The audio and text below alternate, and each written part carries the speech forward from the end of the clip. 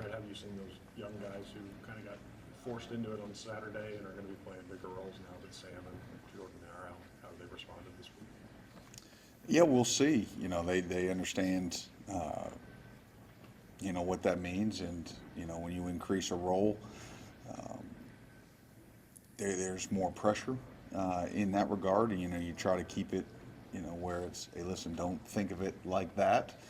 Just focus on what you have to do and execute. And so, um, it's been a solid week of prep so far, but you never know until those reps continue to add up and compound, and how they react to both good and bad that happens in a game. So we'll see. Coach, can you talk a little bit about Daveron's journey and hard work to kind of get to the point where he is and build that trust up with you? Yeah, it's been he'd tell you it's both been a long journey, and we were talking today. He's like, man, I can't believe this is about to be my last game in Kroger Field. Like um, it's like when you have a baby, right? It's like, they say the years go fast and the nights go slow. Like, it's one of those type deals, when you're in it, and when you're early on for him, like coming over from Northern Illinois and being a starter for multiple years, and then here having to, just sort of have a role in the defense, and not necessarily a starter role. Um, and then getting to start the one game against Missouri. And then the next year, playing the 4 games or 3 to start, then holding until the Tennessee game, being able to play in that, keep the red shirt so we could come back. And the whole goal was to have a year like he's having this year. Be that senior leader, be that guy that not only is productive on the field, but in the locker room, young guys that are struggling, he's taking it, upon himself to go to those guys and say, hey, listen, I've been where you are. I've been in, these scenarios where you wish you were playing more, but you just have to trust that the development works. And so he's one of those guys I'm going to miss dearly, when the season comes to an end. When the offense does start clicking and they've improved kind of each week, how much does that help you guys just to be able to get off the field a little more and kind of reset and regroup? Yeah, you know what? I think it both sides feed in to each other, and if we can create some short fields and it builds momentum for them, and then when they hit some explosive plays, it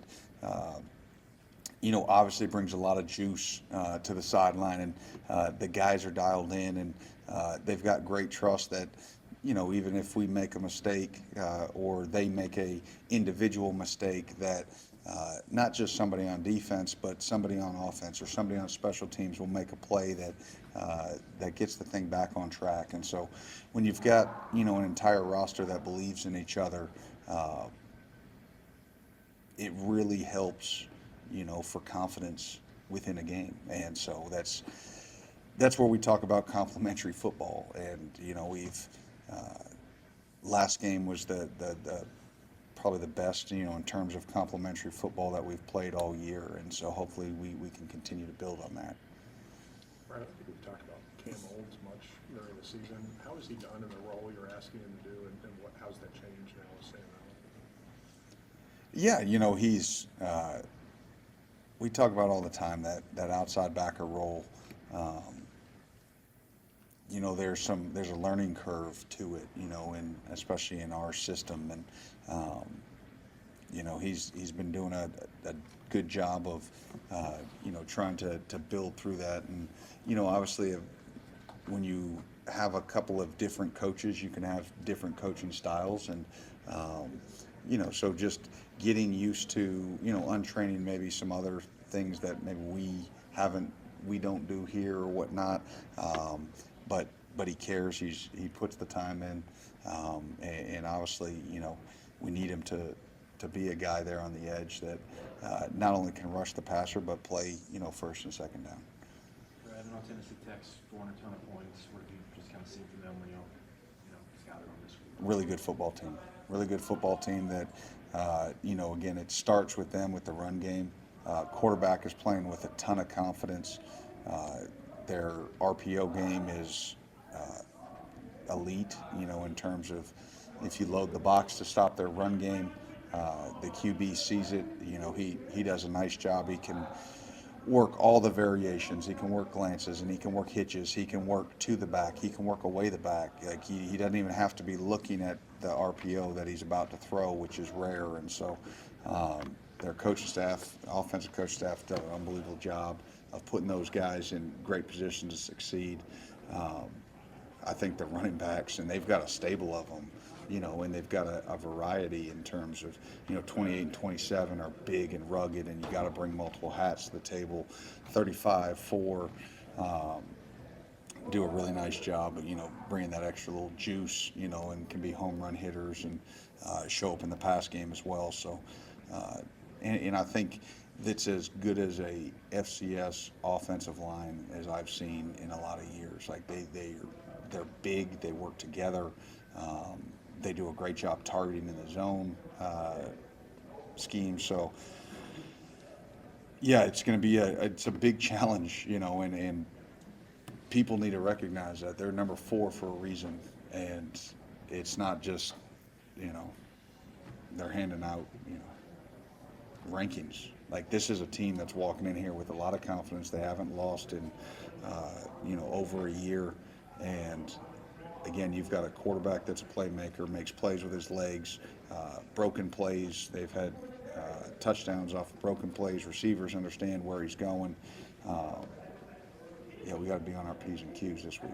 Brad, coming off a game where you're kind of riding high and did so many good things last week, is it good to be able to come into this game and show the team where they rank and the yardage and points that they've been putting on?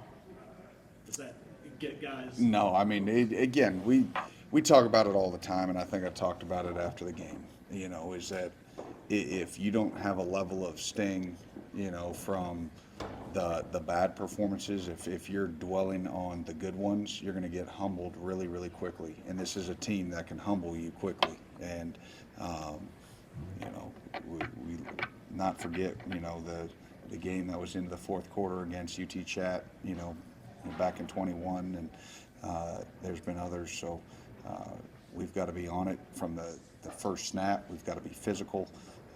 We've got to be aggressive. We've got to bring multiple hats. If you think you're just going to tackle these backs with one guy, you're sadly mistaken. You got to play with great discipline, you know, on this quarterback. The DBs are going to have to compete their tails off. You know, 14 makes a ton of contested catches, both down the field and in the RPO game. We're going to have to tackle. You know, we saw against Ole Miss, you know, if you don't make those hitch tackles, those things become explosive. And so all those things add up. We've done enough wrong this year that we understand what it can look like when we don't do it right. Everybody good? Thank you.